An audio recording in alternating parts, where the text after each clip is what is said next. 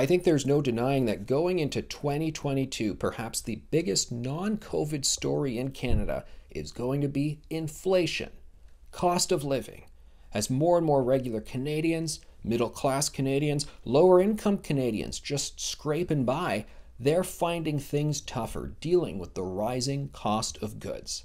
And by the way, a lot of these people are certainly not seeing increases to their salaries, to their hourly wages to make up for all of this erosion of the cash that they have in their bank accounts. You know, Canadians are chatting about this with family, with friends, sharing the anecdotes about their regular shopping, saying, hey, I noticed this product, this container of yogurt, whatever it is, used to be this price, now it's $1 more, $1.50 more. I buy one or two of them once a week. Oh, and then there's other products. There's 10 of them, there's 15 of them that I regularly buy. They've gone up $1 each. Okay, it's just $1, but you see how you start adding it up and you get to why we see reports and economists saying the average family moving forward is gonna have to pay an extra $500 a year in groceries, $700 a year in groceries. All depends on what products you're buying, but you see how that inches up. Some people, they're better positioned to absorb an extra $500 or $1,000 a year in grocery costs. But there's a lot of people right now who they cannot actually absorb those costs as easily, and that's really gonna hurt. That's gonna cause a big crunch for them. Now, a lot of economists, they're talking about whether or not inflation is transitory. That's the phrase that they use, but they keep having that conversation, and well, it hasn't gone away while they've been having that discussion, so it's clearly not a fleeting phenomenon.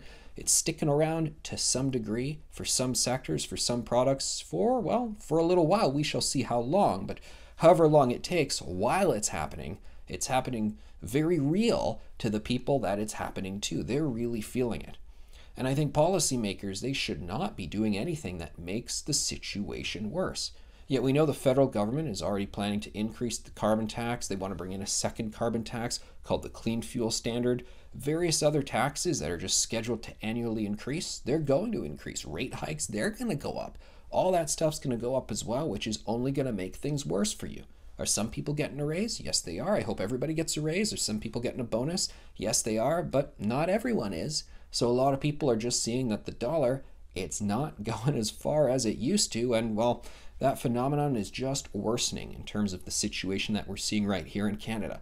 Politicians also are responsible for putting out some pandemic money that various reports tell us, well, it wasn't particularly needed. We all supported giving money to people who saw their businesses shut down or were told they couldn't go to work through no fault of their own, and they deserved the supports they received. But a lot of it, well, they weren't looking after the till as well as they could have. And the problem with that, flooding the market with all of that money, is it causes distortionary effects in the economy.